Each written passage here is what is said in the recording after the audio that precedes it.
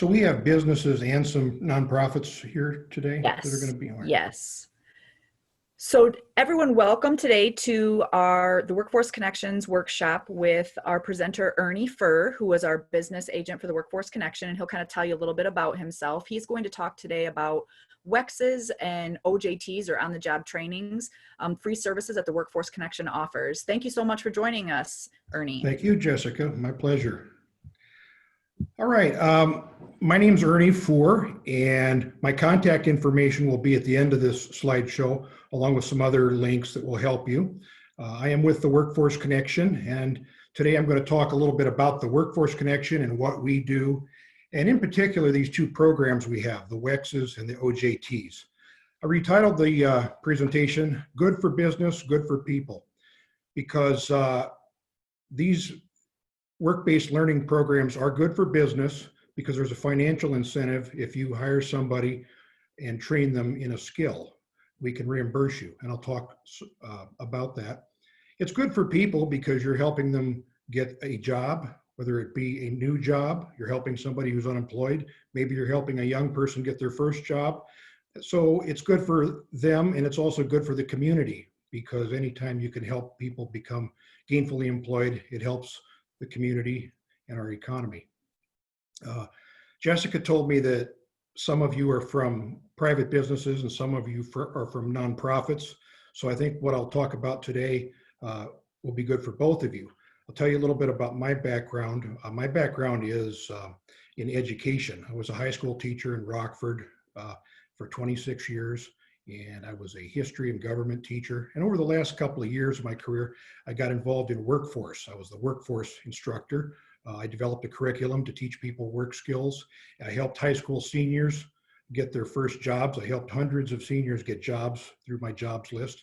And I also organized a job shadowing program at my high school, which got the seniors out into the workforce, and what I created actually kind of laid the groundwork for what the academies are doing today in Rockford. So I have a background in education. I feel very strongly about youth, but now with business services, I help people of all ages, adults as well, unemployed adults or career changers. So let me talk about these programs today, WEX and OJT, and what are they? All right, the Workforce Connection is an agency that operates with government funding. We're not a staffing agency. I always have to tell my employers that because we get confused with some other places with a similar name. We're located in downtown Rockford in the Supply Corps building. That's our main office, and that is where most of our activities go on. We also have a couple of branch offices in Belvedere and in Freeport. Okay, we serve all three counties. This is our workforce board region, and myself, I am working with Freeport and Belvedere. Stevenson County is where I've done a lot of my work over the past 2 years, and it's a really good organization, and I'll tell you a little bit about how it's organized in the next slide. We call this the WIB. The WIB was always referred to as the Workforce Investment Board. We are in Region 3, and if you see this map here, Illinois is divided into regions. These are Workforce Board regions. Every region is a little distinct by itself because you have different industries and different demographics. We get this grant fund through the state of Illinois, which gets it through the federal government, and it's through a law called WIOA, which I'm going to talk about in the next slide. WIOA funding flows to the states, and from the states it goes to each region, like I just showed you. We call it WIOA on the second line, WIOA, and it's called the Workforce Innovation and Opportunity Act. It was landmark legislation signed in 2014. It renewed the old Workforce Investment Act, and this is the law that provides for job training and retraining and helping people find employment and help people get over barriers, because a lot of people have barriers to finding employment in their personal lives, or maybe their skill is no longer needed. So there's a variety of circumstances, and we help everybody. Anybody can come into our office for resume help, and for job search assistance in our resource center. If somebody qualifies through their income level, they can qualify for various trainings in certain specific areas, which is a high demand skill, and we call these sectors, which I'll talk about. And we also help businesses find and retain skilled workers. So what I do, I'm a liaison with businesses. I help them find people, and I help connect people with the business for these programs, the WEX and the OJT. So now I'm going to talk specifically about what the WEX and the OJT are. These are both work-based learning programs where somebody is learning on the job, hence the term OJT, on the job training. A WEX stands for work experience. So these are both good programs, but they are also very different in lots of ways, which I'll talk about. We encourage people to do what interests them when they're going up for a WEX. We're not going to make this nurse in the picture be a welder if she didn't want to. She probably would not be a very good one, because people have to do what their interest and aptitude lies in. And we also try to think about where are the jobs.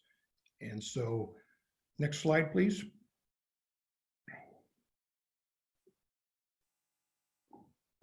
There are 6 sectors that our region concentrates on. Manufacturing, and these are broad areas. Within manufacturing, of course, there's different types of manufacturing. Healthcare and social assistance. So healthcare is where we would get CNAs and nurses and medical assistants. Transportation and warehousing. We do a lot of truck drivers, and we help send a lot of people to truck driving school and pay for it. We do that through covering their tuition if they qualify. Leisure and hospitality. We've picked up hospitality and leisure as a sector because there's a lot of tourism and hotels. And as I say this, the hospitality sector isn't doing very well after COVID, but we do hope it comes back. And we also have construction and trying to think what else I missed here, but those are the 6 main sectors that we try to track and channel people into for our purposes.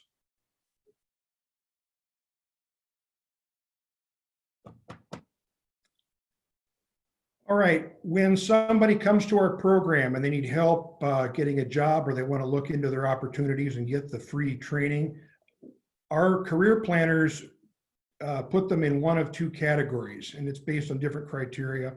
If somebody is 17 to 24, usually they'll be in our youth program. That's the grant, or the sub-grant, the subcategory of the grant that covers youth.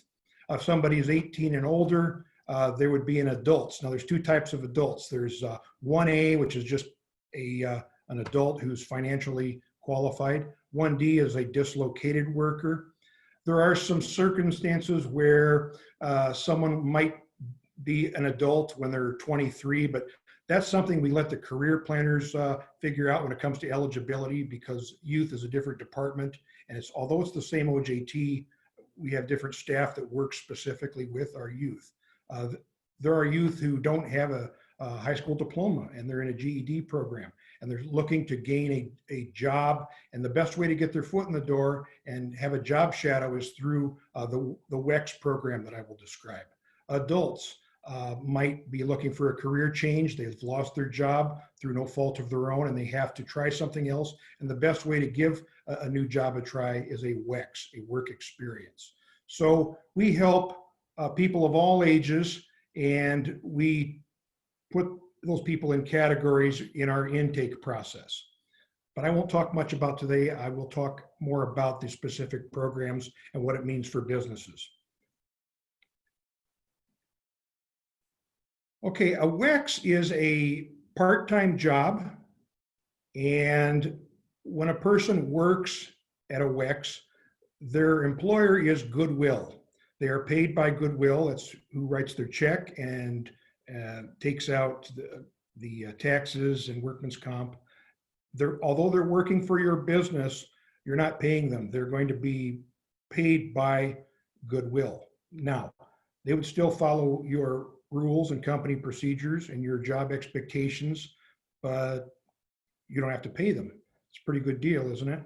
A WEX is part-time, about 25 hours a week for a total of 350 hours. We cannot go over more than 350 hours. So it varies. I go around and get timesheets. It's between 20, 25 hours a week.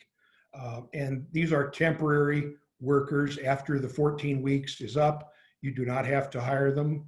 We don't expect that. If you like them, you can hire them, but it's simply what it is, a work experience, and it helps them get some experience and try a job out. An OJT, which is mostly what I do, is a full-time job where you pay them. They're a direct employee of yours and your company. They have to have full-time hours, about 40 hours a week. We don't pay overtime. We don't go over 40 hours a week. We like to have them around 35 hours to 40. Your company pays liability and workman's comp, and it is a permanent job. We hope you keep them because they're yours, and we don't want you to let them go. We frown on that, actually. We don't want companies that'll hire somebody as an OJT and get the reimbursements and then let them go after 6 months. That's not what we want to do, and it's not fair to the employee or the business. You can always, terminate the person if it's necessary. It doesn't happen very often. They're your employee, and for the first 6 months or 2 or 3 months, whatever the training period is, I'll talk about that, we will be reimbursing you and monitoring their progress as they learn a new skill on the job. So they're different programs. I'm going to talk about each one in more detail now, but when you get this slideshow, you might want to refer back to that slide. Some of this I will be repeating, but WEX has several experiences. Young people that just get out of high school, they're looking to get their foot in the door. Many of them are not college bound because a number of reasons. Maybe college just isn't for them. Maybe college is too expensive. The trend now is certificates and some post-secondary training, but it doesn't always mean a bachelor's degree or something academic. So one way of building that bridge between high school and the work world and helping them on their career pathway is a WEX. It's a chance to experience a career path. And it's also, for some people, a transitional job. For adults, they don't want to have a gap on their resume that has several months or a year where they're not doing anything, or it doesn't appear that they're doing anything.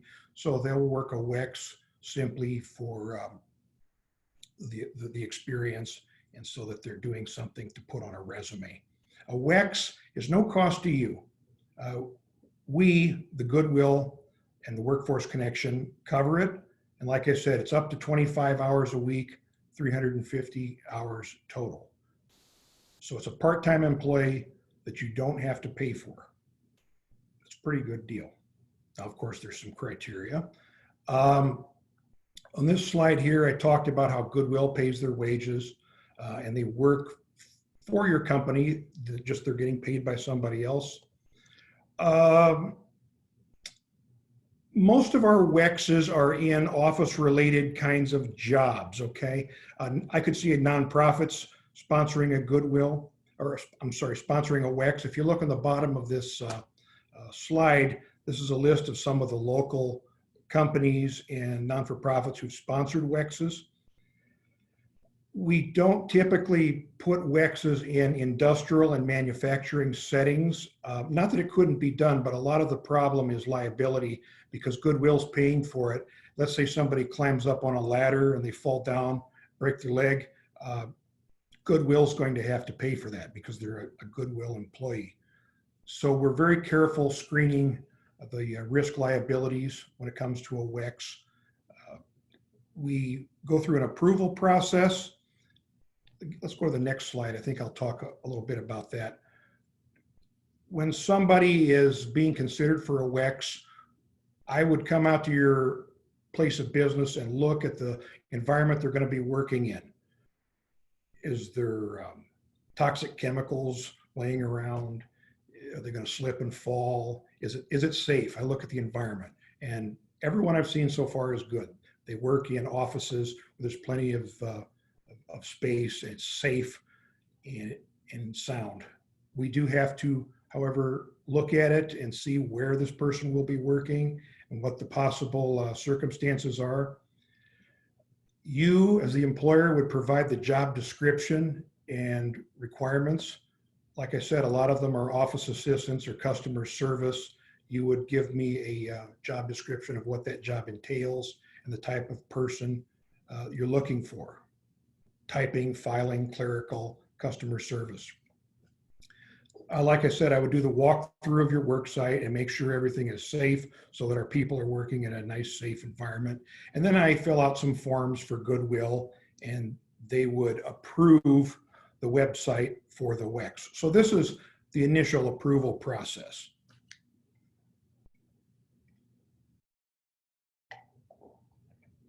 When a person comes to me and they want to work a WEX part-time, I would talk to them about what type of experience do they want.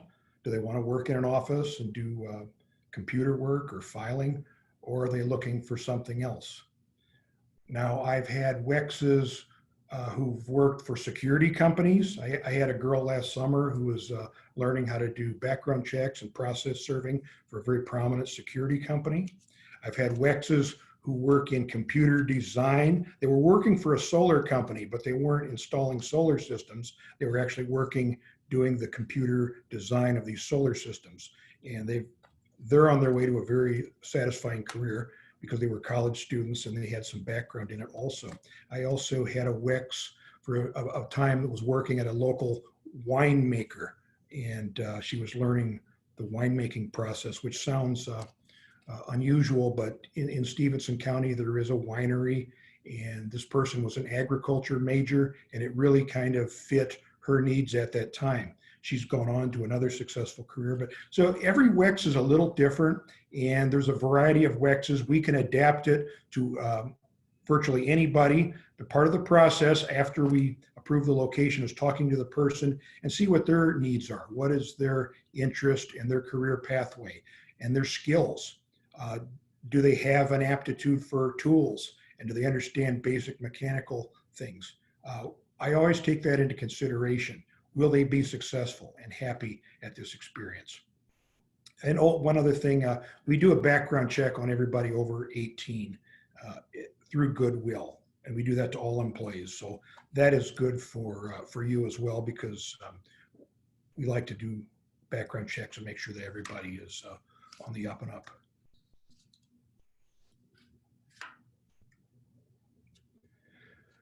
I will schedule the person an interview at the business so that they can interview and learn more about the position. Usually I kind of make these matches and connections ahead of time, but it's also very good to have that interview process so the person gets some experience in an interview, because that's so important.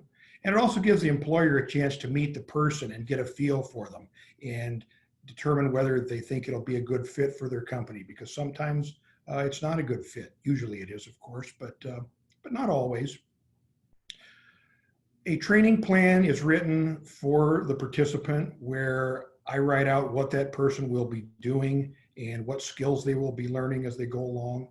And that is a plan that's signed by both the participant and the business. And we track each WEX with evaluations. And we do them quite often. I try to do it once a month. Even though you're supposed to do at least 3, there is the ones that we have to do are in the beginning, the middle, and the end. Because when you're looking at 14 weeks, that's about right. We ask questions. It's about 8 or 9 questions about how's the person doing? Do they follow directions? And do they work? Do they show up on time every day? Just the soft skills that are so important for any job is what you'll see in an evaluation. We don't expect the person to be excellent right off the bat, but we always look for people who are meeting expectations. Average is good. We don't want it if they're below average or needing improvement, then we handle that. So this is how they are evaluated, and they are evaluated. I also send the employee an evaluation so they can very discreetly and confidentially evaluate the workplace. And I do that just to see how they like working there. Sometimes if they're at work or in front of people, they won't be honest about problems they encounter or things they don't like about the job. So we also do an evaluation that's in reverse, where they evaluate their work site.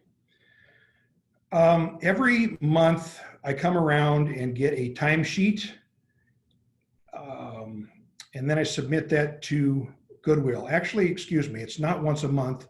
Again, this is the difference between the WEX and the OJT. It's every 2 weeks, because Goodwill has a certain calendar where they pay their people every 2 weeks. And I get the timesheet of how many hours they worked each day. It's a standard form we use, and I give that to Goodwill, and it's been signed off so that person can get paid. It's a pretty simple process. There's a few other rules. The WEX worker cannot be related to anybody at your business. We do that for ethical reasons. You don't have to keep the person when the WEX is over, but if you do like them and you have an opening and you think you can fit them in, of course, we encourage that, because by then the person will have some experience and familiarity in your workplace. So those are some rules that go along with the WEX. So we pay them every 2 weeks, we monitor their progress, and the next thing I'll talk about is the OJT.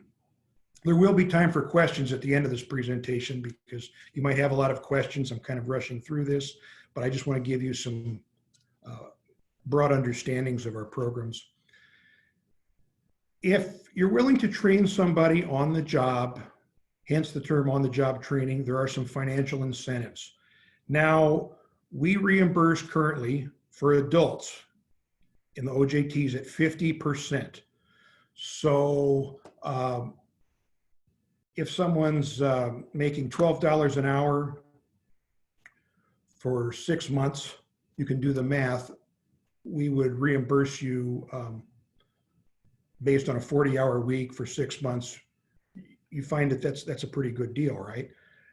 There are some cases where we reimburse at 75%. Now, what I've done in Stevenson County through working in a program with their probation department is I place people on reentry, felons who are trying to work their way back into the system, and they have not been in the state penitentiary. These are felons in the county, in their 20s and 30s mostly, and it's not really hardcore serious felonies, but they've made mistakes, okay?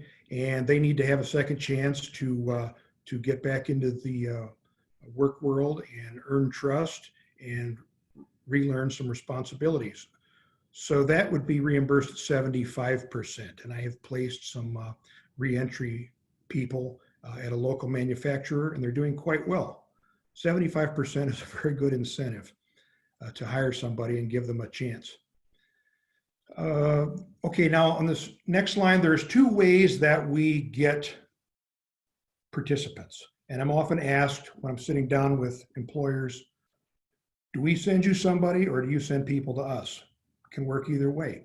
A workforce referral is if we have somebody in our system, and we do have a database of resumes and people who've come to us looking for a job or getting resume help, and they enroll in our program. Yes, we do have some resumes for people of all types of work, manufacturing, health, customer service.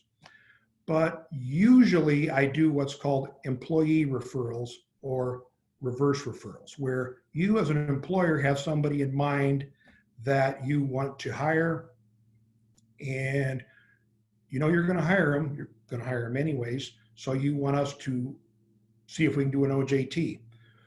Well, I'll talk about that probably on the next a couple slides. We've got to then bring that person into our program. We can do it. We have to meet with that person, determine if they're eligible, and that determines whether we can assist with the person you want to hire. I hope that we can. I make every effort to help them get qualified, and I'll talk about some of that. An OJT is 1 to 6 months in duration. We like to do 6-month training plans, but if the job is one where they can learn the skill in 3 months, we keep it at 3 months. It has to be at least 1 month. It just depends on the nature of the work and how much there is to learn and how many skills they're going to learn in the process. So it's anywhere from 1 to 6 months, depending on the job. And we determine that when we write the contract. Okay, next. Okay, when I move forward with the OJT, I will meet with you and I'll send you what's called a preliminary questionnaire. It's 1 page. I just did a couple this week, and it's 1 page where you fill it out and answer questions having to do with your work conditions, the hours, do you pay for overtime, how many people work at your company, your policies on sick leave and vacation. And an important thing about this is layoffs. We can't do business with people who have been laying off other employees or where there's been strikes and labor problems and work stoppages. So there's questions about that. Questions about how much the person will get paid, how do they track their time, stuff that we should know about any employer. So it's technical stuff, but it's also a little bit of a background check to see what your work record is.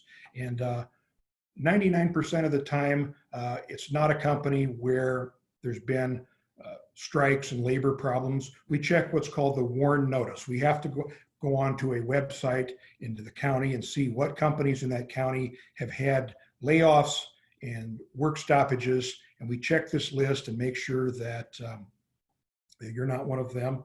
Mostly small businesses don't have those types of problems. You have to agree to employ them at least 32 hours a week on a full-time basis. And they do have to be full-time. Maybe I said this, we don't pay for overtime or holidays. It's just a straight 40 hours, okay? Next. When I do an OJT, the person cannot have already done that type of work before, okay? Because that would be repetitive. They would not be learning a new skill if they've already done that skill before. If they've already run a certain machine, they don't need to be trained in that. It has to be something they're learning new. It has to be a different position and something completely new. So the way this works, first of all, we can't do an OJT for somebody who you've had through a temp agency at your work site because they've already been working there, and we can't do it if they're working through a staffing agency. Many businesses use staffing agencies. I think staffing agencies do fill a certain need, but we cannot reimburse for that. What we can do is, if the person has been working at your business as part of a staffing arrangement, and you're going to give them a better position, you're going to hire them as a direct employee at a better rate of pay and a advanced job title. It could be an extra $1 an hour and a step up to something they have not been doing, then we can write an OJT for that, okay? If it's somebody who's already been working in your company, maybe they worked in the shipping department, running a banding machine, and you're going to move them up into the front office doing computers, and they're going to be making a couple bucks more an hour, promoting them in effect. Yes, we can do an OJT for that. So there are some, I don't want to say loopholes, but there are some exceptions to this. Okay. And again, if you have any questions, ask me and I'll clarify that a little bit at the end. We cannot put somebody in a work site where it's a church and they're directly doing religious-based tasks, and we can't obviously have an OJT in a political job where they're out campaigning for somebody, I mean, for obvious reasons. We could possibly have a WEX or an OJT if they're working in, for example, the county treasurer's office doing data entry or something like that.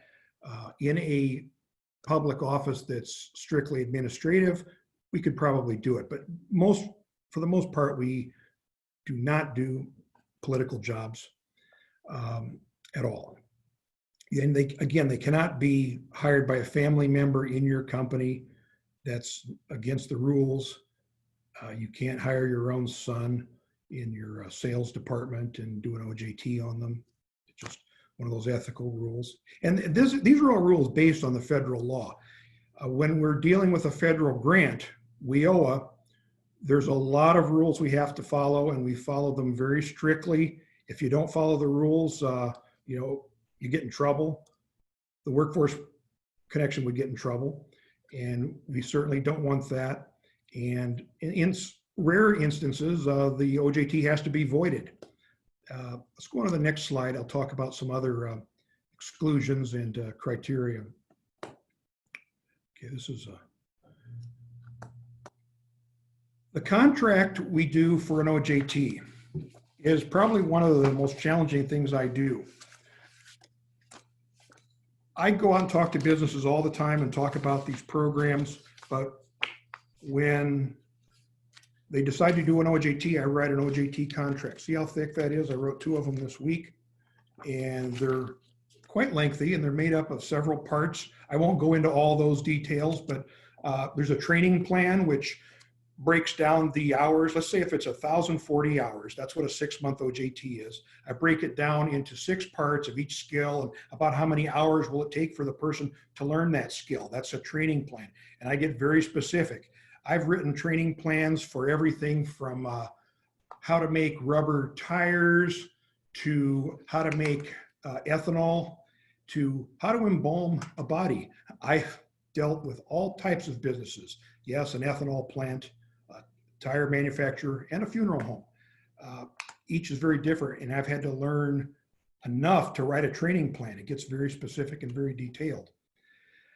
A skills gap assessment is part of this contract where I look at the person and I analyze what basic skills they have and why they might be successful in this position. I had a couple guys that worked in a hotel. They were handymen, and they worked on the swimming pool with the chemicals, the chlorine and so forth.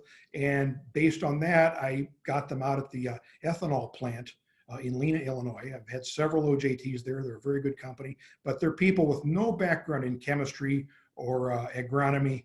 And if they just have some good basic skills, part of it is soft skills, getting up and showing up on time every day and learning. These are very technical jobs where they really have to learn a lot on the job. So that's a skills gap assessment. Where are they now and where do we want to take them? What will they be learning in this experience? We also look at the industry. I run up reports from the Department of Labor and also the State Department of Labor, which is what % of job growth is there in this career over the next 5 years or so. Is this a career that's going to be growing, and is it growing, or is it stagnant? And we try to make a case where it is a career where they're going to have a future and they can continue on a career path.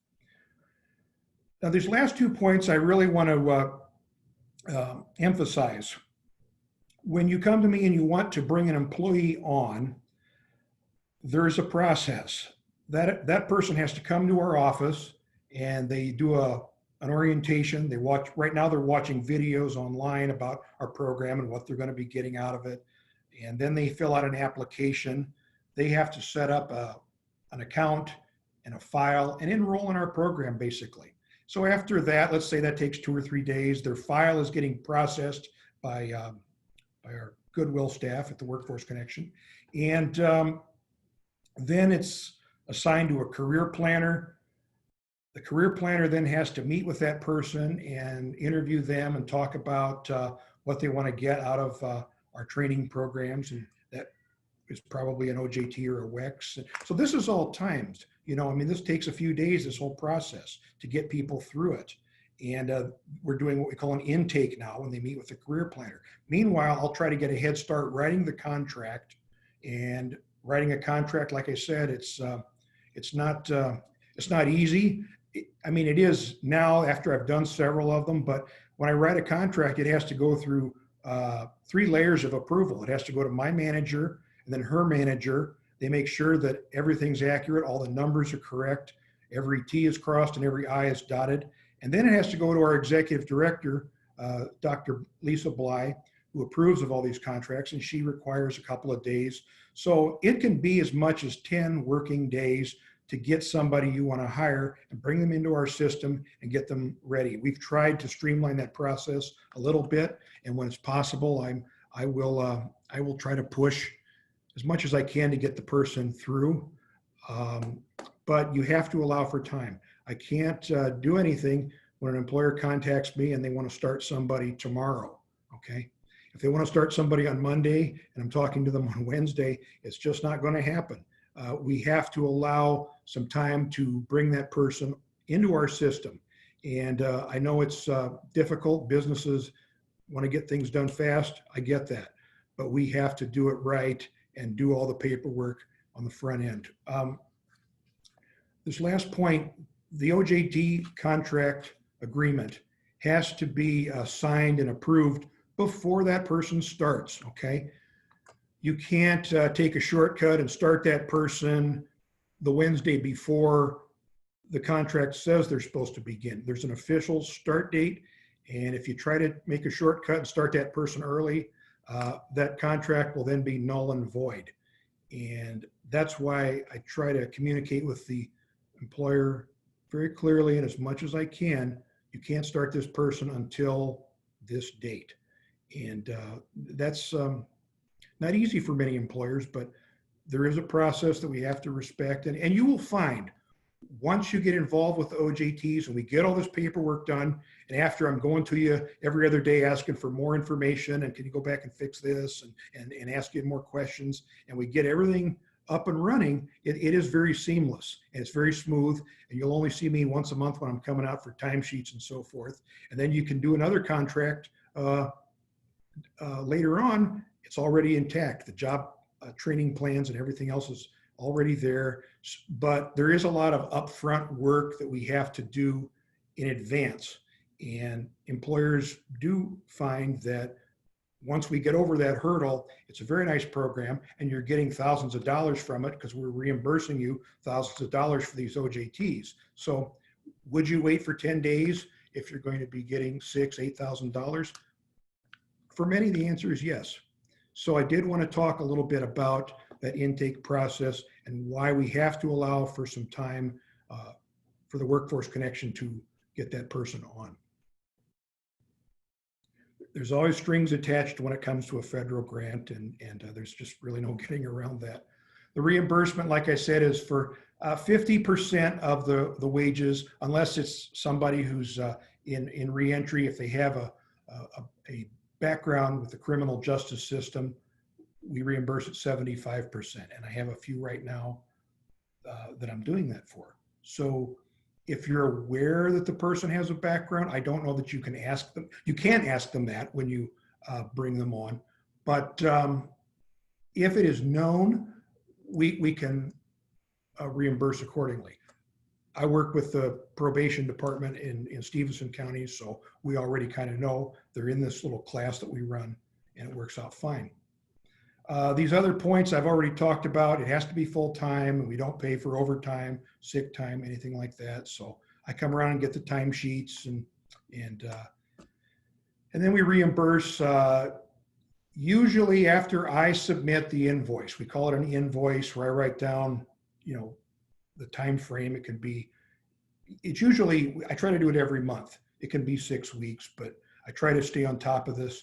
And then I put it into our bookkeeper, and he puts in, and you should be getting paid usually within 7 to 10 business days. We reimburse you electronically. It just goes into your account. One of the documents I have to do in the contract is I give you a form where you send us your bank account numbers and things like that, which is totally encrypted. I mean, I don't see them, but we do share this so that you can be reimbursed electronically. We don't send paper checks. So it works out really smoothly once we get going. I have to see the pay stubs and the time cards for that person. The pay stubs that shows how much they were paid, and then the time cards that shows actually what hours they worked each day. And I go over those and make sure that everything is in order. Evaluations are done 3 times, and it's on a scale of above average, average, and needs improvement. We like to see everything in average. If they're above average and they're really good, that's great too. I mean, I'd love to see somebody get an evaluation where they're just all above average. These are questions about work ethic, showing up on time, following directions. Are you dressed appropriately for the job? This type of thing. If there's a concern and it's a needs improvement, I have to then follow up with the person and discuss, hey, what's going on here? And you need to work on this area a little bit. And because sometimes an employee will get dinged on something and they get needs improvement, and we have to follow up on that just as a precaution to make sure that it doesn't become a bigger problem down the road. And again, with a OJT, just like the WEX, we give the participant, the employee, a chance to evaluate the employer. I will do this away from the workplace. I give them a form to fill out and talk to them about it. Usually they're very happy where they're working. Sometimes there are some concerns that I have to kind of follow up on and communicate to the employer, just like I would if the employer had dinged them on their evaluation. So this is all part of my job to ensure that people are having a good experience and learning the skills they need, and that the business is getting a good employee. So that's how the evaluation process works. This slide is one where if you want to get started, you can download this form, the preliminary questions form, which I talked about, which is a good profile of your company and all its policies and its details about the work conditions. And you can download it there. That goes to my Google Drive. I set it where it can be shared with anybody who clicks on this link. Now, if there's a problem with this link, just email me, but I did check it. When I meet with the business who wants to do an OJT, I will also ask for a W-9, which is your tax information as a business, your certificate of insurance, which shows that you have liability coverage and workman's comp. It's the COI, the certificate of insurance. It's 1 page, and I'm sure you know what that is. And a job description, the job description for the job you're hiring the person for. There are times where I will write a job description if you do not have one. If you can give me some information, I can write one myself. It's always good when the employer does it, but this is something I do as a service if necessary. And this is if you want to do an OJT, you can contact me at this email address. If you download that preliminary questions and you want to send it to me, this is how I can be contacted. You don't have to send me the W-9 and the COI or even the questions unless you really are sure you want to do an OJT, because these are the things I'll ask for when we start. Okay. These are some other handouts that I've put on here that you can download. It summarizes everything I've talked about today, maybe in a little more detail. The TWC talks about all the programs we offer at the workforce, because in addition to OJTs and WEXs, we also have incumbent worker training and customized training for businesses. And we also do testing. There's just a lot of things we do that we'll talk about on that handout. And then there's some fact sheets about these things I've described today, which lays out what I've just talked about. Okay, so feel free to download any of those handouts. And that's me. That's a face that will scare away any intruder at your business. So I was looking for something to put in there actually. And that's my contact information. I've been working out of Freeport most of the time, but I'm always able to be contacted through my voicemail or through that email address.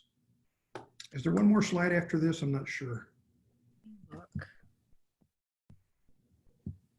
Nope. Okay. So it looks like, Ernie, we do have a question. Okay. It says, is a current employee eligible for an OJT if they are promoted to a new position?